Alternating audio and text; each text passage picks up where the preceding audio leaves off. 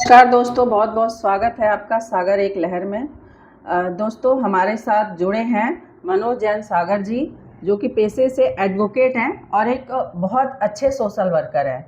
आइए उनसे बात करते हैं। आज एक हम लोग ऐसा टॉपिक उठाएंगे जिससे आम आदमी बहुत ज़्यादा परेशान है। एक बार तो सर भी इस चक्कर में फंस चुके हैं, इनका काफ़ी नुकसान भी हो चुका है। और ये भ्रष्टाचार जो है हर जगह आप देख सकते हैं, मतलब स्कूल, कॉलेज, सरकारी ऑफिस, मतलब मैं क्या ही बोलूं। आगे बात करते हैं, सर इसके बारे में क्या कहना चाहते हैं। नमस्कार सर, बहुत बहुत स्वागत है आपका हमारे चैनल पे। सर अभी आजकल भ्रष्टाचार बहुत तेजी से बढ़ रहा है। बिल्कुल, मतलब आप कहीं भी चले जाइए, आपको बिना पैसे खिलाए, सरकारी कर्मचारी हो, अगर आप घर बनवा रहे हैं तो उसमें भी आपको खिलाने होते हैं एमसीडी को। अगर आप हॉस्पिटल जा रहे हैं तो उसमें भी आपको ऊपर से अप्रोच लगाना होता है कि भाई हमारा ये इलाज जल्दी करवा दो। हर जगह मिलता है, तो आप इसके बारे में क्या कहना चाहेंगे, क्यों बढ़ता जा रहा है ये भ्रष्टाचार? तो इस टाइम ना ऐसा हो चुका है जैसे आपका शरीर के अंदर खून दौड़ रहा है, जो नसों नसों में है। भ्रष्टाचार के रूप एक नहीं है, अनेक हैं और सैकड़ों हजारों रूप बन चुके हैं भ्रष्टाचार के जी। इस भ्रष्टाचार को खत्म करने की जितनी कोशिश करेगा वो उतना उभरता है, जितना दबाव उतना उभरता है। ये नीति हो चुकी है हमारे भारत सरकार की और भारत की दुर्दशा बनती जा रही है। आज बताओ कहाँ भ्रष्टाचार नहीं है? स्कूल्स में, कॉलेज में, हॉस्पिटल्स में, थानों में, आपका प्रशासन में जो भी है, निगम है, एमसीडीज है, जहाँ पर भी आप देखो हर जगह everywhere every there corruption corruption corruption. अब जो विक्टिम होता है, जो परेशान इंसान हो रहा होता है, वो मजबूरी में देखता है कि मैंने अगर 2 करोड़ रुपए लगा दिए मकान पे, 1 करोड़ रुपए लगा दिए हैं, तो 2-4-5 लाख रुपए एमसीडी को देने पड़ रहे हैं, तो मजबूरी है उसकी, वो देगा, क्योंकि वो कहेगा भाई वरना वो डेमोलिशन कर देंगे, वहाँ फंसेगा। पुलिस में है, पुलिस में जाता है, अपनी शिकायत दर्ज कराता है, लेकिन कोई सुनवाई नहीं है। अच्छा, कभी कोई जैक लगा के सुनवाई आ भी गई तो फिर उनका बात करते हैं पैसे दे दो, और पैसे दे दिए भी जाते हैं। तो हमारा देश की स्थिति इस तरह से है, प्रोटोकॉल इस तरह से, नीचे से ऊपर, ऊपर से ऊपर, ऊपर से ऊपर, तब तक वहाँ के अप्रूवल नहीं आते। वो महीना, 2 महीना, 3 महीना लग गया, उसके बाद एफआईआर नहीं होती, और एफआईआर हो भी गई किसी कारणवश तो उस पर इन्वेस्टिगेशन नहीं होती। वो एफआईआर मतलब कि धूल चाट रही होती हैं, महीनों पड़ी होती हैं, कोई सुनवाई नहीं होती है। इस तरह की व्यवस्था चलती आ रही है। आप पैसे दिए जाओ, काम कराए जाओ।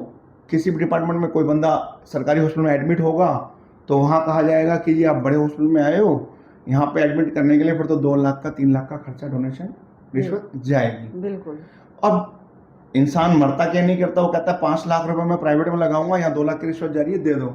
कम से कम वो सोचता है कि सरकारी है, बड़ा हॉस्पिटल है, अच्छा इलाज होगा। तो ये गतिविधि मैंने कहा ना, ये ब्लड की तरह इंसान में खून की तरह रम चुकी है, और एवरी वन बनता जो है करप्शन में लिप्त हो चुका है। और विक्टिम जो कहते हैं कि रिश्वत देना पाप है और रिश्वत लेना पाप है।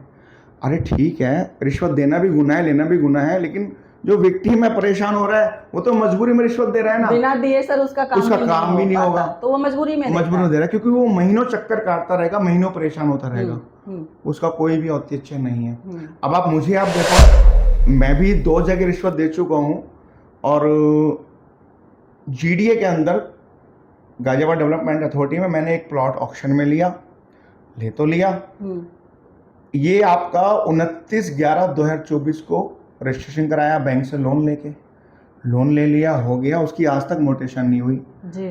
हर बंदे को मिला 1 लाख रुपए, एक बंदे को दे दिए, का नाम एक गौरव उपाध्याय है जो गाजियाबाद के नगर निगम में है, और एक कपिल जो उसके साथ में ही है, कपिल और गौरव उपाध्याय। तो इस तरह से रिश्वत नहीं हुई है। एक और है विशन मिश्रा, तो उन्होंने भी रिश्वत ली, उन्होंने भी लाख रुपए ले ली। उसके थाने में मैंने कंप्लेंट भी की, आपका स्याही गेट गाजियाबाद थाने के अंदर, लेकिन वहाँ पे भी कोई सूचक जवाब नहीं मिला, और एक कंप्लेंट पे उन्होंने कहा कि यार क्या तुम कंप्लेंट दे रहे हो, तो वो भी मतलब क्योंकि एवरीवन कल्पिट है, तो उन्होंने फिर कंप्लेंट तो खैर ले ली। अब देखो कब कार्रवाई करते, कब नहीं। तो ये तो करप्शन बढ़ता जा रहा है सर। आप उस करप्शन को किस तरह रोका जाए? और आज तक मैं वहाँ पे डिपार्टमेंट में लेके आया तो वो कहते हैं ये फाइल जी आपकी कभी संपत्ति विभाग में जाएगी, कभी भूवर्जन में जाएगी, कभी यहाँ कभी वहाँ। मैं आपका वहाँ पे मिला अतुल वत्स से वीसी साहब, हम्म, वहाँ पे भी मतलब उन्होंने शिकायत दर्ज कर ली, लेकिन काम अभी तक नहीं हुआ। काम अभी तक नहीं तो हुआ, ये वही तो दिक्कत करप्शन बढ़ते ही जा रहा है, और इस करप्शन को रोकने के लिए तो बहुत सारी गतिविधियां लगानी पड़ेंगी। ऐसे थानों के अंदर है, थानों में मेरे साथ भी कई केस हुए, मतलब अब वही है कहावत कि जो तैराक होता है वही डूबता है। है। सही बात है। अरे मैं काम कर रहा हूँ, व्यापार कर रहा हूँ, हर जगह करप्शन के लिए बैठे हुए हैं, और काम कर रहा हूँ, व्यापार करूंगा तो चार बंदे कहेंगे जी इधर पैसे दे दो, उधर पैसे दे दो, यहाँ पैसे चाहिए, वहाँ पैसे चाहिए। तो रिश्वत को तो बोलबाला हो चुका है। गरीब इंसान जो होगा परेशान होके कहता है भैया मैंने क्या गुनाह कर लिया, और वो मजबूरन रिश्वत देता है, बिल्कुल। परेशान हो जाता है। सर इसमें फंसता कौन है? गरीब आदमी, जो बिल्कुल। आम आदमी है, मिडिल क्लास फैमिली। चलिए हम इसकी बात करते हैं। अभी मेरे सामने सर एक केस आया था, एक बंदा था, उसके गोल ब्लैडर में पथरी थी, वो गया हॉस्पिटल में इलाज करवाने, और उस व्यक्ति के फैमिली वालों ने पैसे जमा नहीं करवा पाए। मैं हॉस्पिटल का नाम नहीं लूँगी। तो उन लोगों ने क्या किया कि जब तक आप हॉस्पिटल में पैसे जमा नहीं करवाओगे, आपके जो पेशेंट हैं उनका इलाज नहीं हो पाएगा। इस चक्कर में वो जो पेशेंट था उनकी पथरी फट गई, पित्त की जो थैली थी, और वो डेड कर गए। तो सर अब मिडिल क्लास फैमिली कहाँ जाए? वही तो मैं आपको बोल रहा हूँ कि यहाँ पे ना देश के जो आला अधिकारी हैं, जो छोटे से लेके बड़े तक एवरीवन कल्पिट हो चुके हैं। अभी मैंने आपको बताया मेरे साथ पीछे भी 1,07,40,000 का जो घोटाला हुआ, ठीक है, जो भू माफियों ने गलत जगह बेच दी, वो बेचने के बाद मैंने कंप्लेंट लगाई, शिकायत पे कोई कार्रवाई नहीं हुई। 17 जुलाई 2025 से लेके अब पूरे 2.5 महीने हो गए, अभी तक FIR भी नहीं हुई है प्रॉपर वे में। क्राइम ब्रांच वालों ने बुलाया दरियागंज में, उन्होंने सिर्फ फॉर्मेलिटी की, एक खाता पूर्ति की, स्टेटमेंट ले ली और कार्रवाई नहीं की। कार्रवाई के नाम पे कह दिया आपको कॉल आ जाएगा।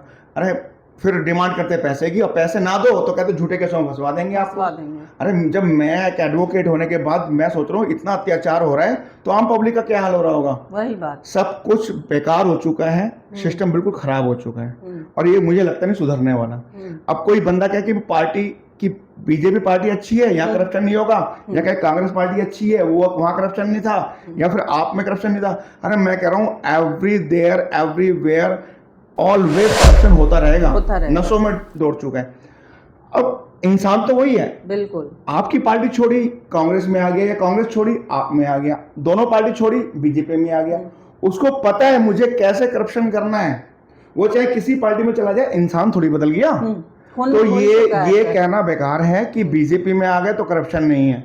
अरे इंसान तो वही है, वो कल्पित व्यक्ति था, है और रहेगा। वो करप्शन करता था, करता है, करता रहेगा।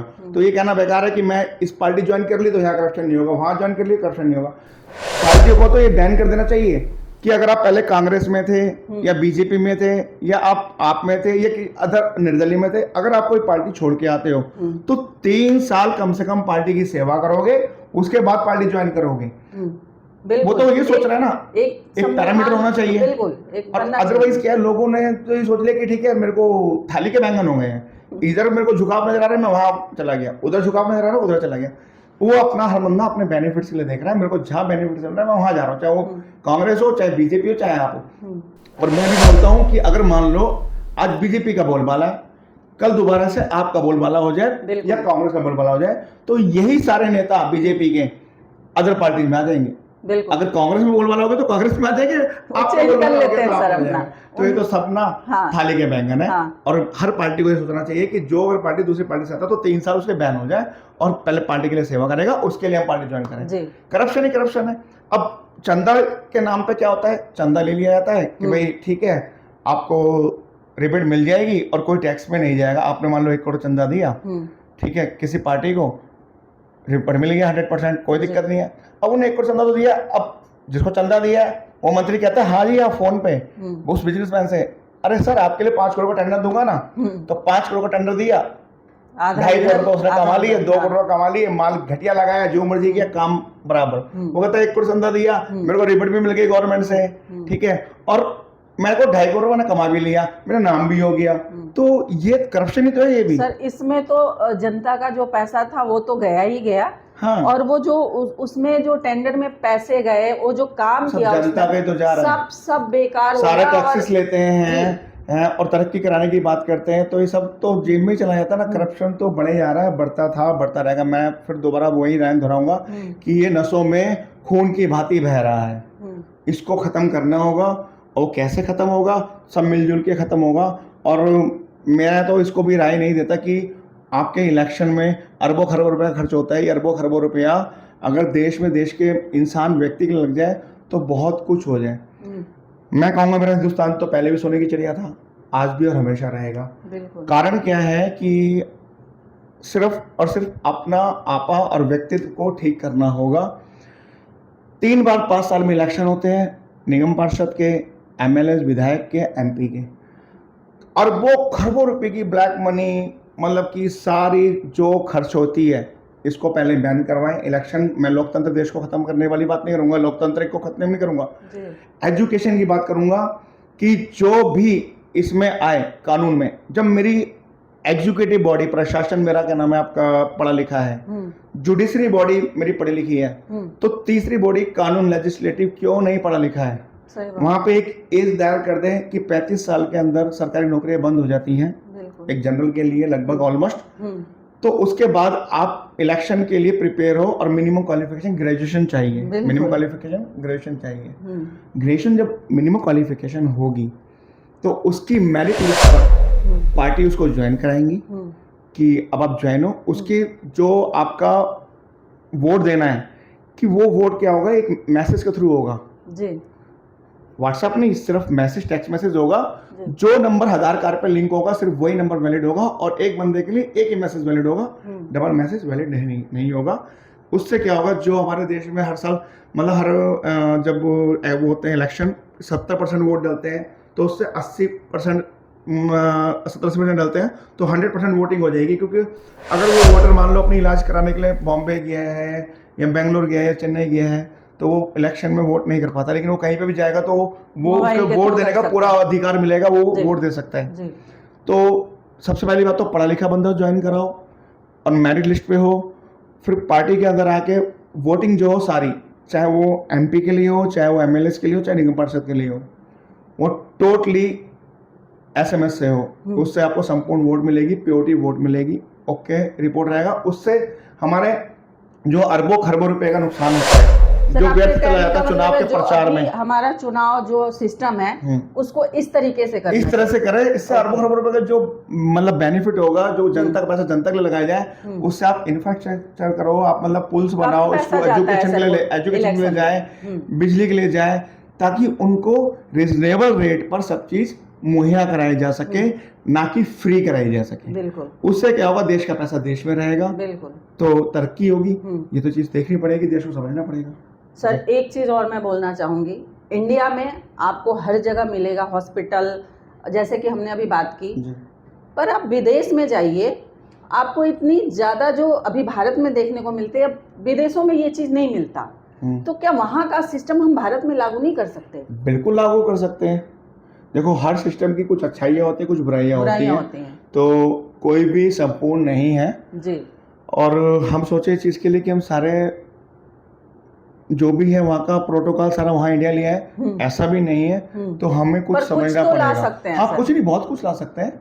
तो ये तो अपनी मेजॉरिटी को, जो हमारे कानून मंत्री हैं, इस तरह के लॉज उनको लाने पड़ेंगे जो अपना चलन में आ सकें और ये करप्शन खत्म हो सके और देश तरक्की कर सके।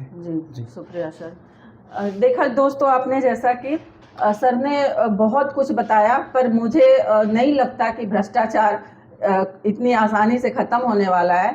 और भ्रष्टाचार एक ऐसा शब्द है जो दीमक की तरह हमारे देश को खोखला करता जा रहा है। दिख कुछ भी नहीं रहा, पर अंदर से वो खोखला होता जा रहा है। और अगर हम ख़त्म करना चाहते हैं तो आप और मैं मिलकर ही इसे ख़त्म कर सकते हैं। अगर हम लोग एकजुट हो सकते हैं, हो जाएं, तो भ्रष्टाचार आसानी से नहीं होगा, ये तो सभी जानते हैं, पर हाँ कुछ हद तक ख़त्म हो सकता है। अब इससे ज़्यादा मैं क्या ही बोलूँ। बाकी हमारे चैनल को दोस्तों लाइक, सब्सक्राइब और कमेंट करके बताएं। जहाँ भी त्रुटि हो वहाँ ज़रूर बताएं ताकि हम उसमें सुधार ला सकें। धन्यवाद।